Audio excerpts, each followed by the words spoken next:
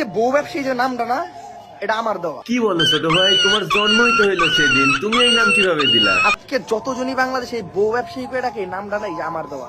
ভাই উইলিশা করতে ভাই, উইলিশা করতে। আসলেই করছে, তা না হলে দেখেন আমি মনে হয় রোস্টিং ভিডিও শুরু করছি 19-20 সালের দিকে, তার আগে থেকে শুনে আসতেছি এই বউ ব্যবসায়ীদের কথা। মানে আমার আগে যারা রোস্টিং ভিডিও মেক করতো তারাও এদেরকে নিয়ে কথা বলতো।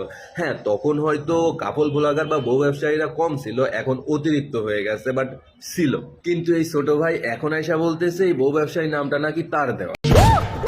So hey hello brother, welcome back আরো একবার। তো কেমন আছো তোমরা? আশা করি আল্লাহর মতো অনেক অনেক অনেক অনেক বেশি ভালো আছো। আমি আল্লাহর মতো অনেক বেশি ভালো আছি। তো আজকের টপিকটা কোন বিষয়ে তোমরা তো থাম্বনেল দেখে সেটা বুঝেই ফেলেছো। তো আজকে আমি আমাদের বাংলাদেশের একজন কুখ্যাত ছাগল খ্যাত রোস্টার নামক গান প্রমোটারকে নিয়ে কথা বলবো, যার নাম ফারাবি আপু।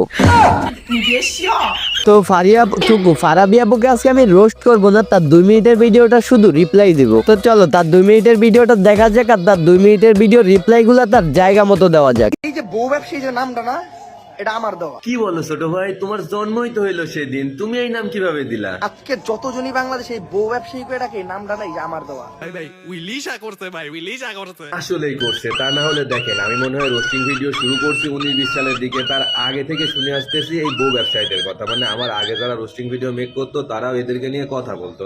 তো ভাইটির কথা শুনে মনে হলো ওমর ভাই রিসেন্টলি কিছুদিন আগে জন্মগ্রহণ করছে, আর ফারাবি ভাই অনেক আগে জন্মগ্রহণ করছে, অনেক আগে। সে এত আগে জন্মগ্রহণ করছে যখন ইউটিউবেরই জন্ম হয় নাই। তো এখন বলি বউ ব্যবসায়ী নামটা কার দেওয়া, এই জিনিসটা আমি বলবো না, তোমরাই কমেন্ট বক্সে বলে যাবে যে বউ ব্যবসায়ী প্রথমে তোমরা কার কাছ থেকে শুনেছো। বউ ব্যবসায়ী যে নামটা না, এটা আমার দেওয়া। মানে ছোট ভাই, তুমি যেদিন তোমার ফানি ভিডিওর মধ্যে এই বউ ব্যবসায়ীদের রোস্ট করা শুরু করছো, সেদিন থেকে এদেরকে চিনতে শুরু করছো নাকি?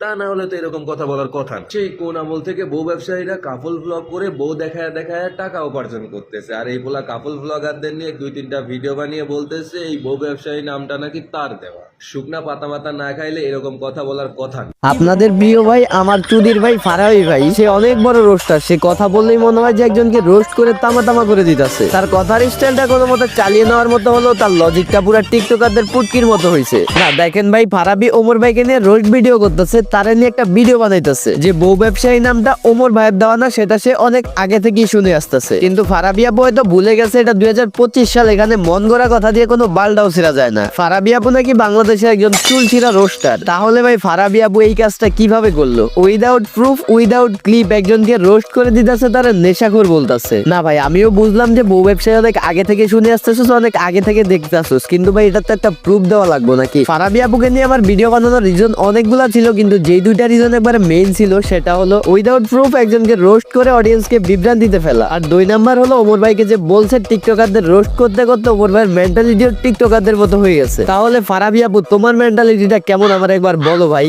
তুমি তো নিজেও টিকটক ভিডিও করো। না না, আমি ফারাবির মতো শুধু মুখে বলবো না, আমি তোমাদেরকে ভিডিও ক্লিপ দেখাবো।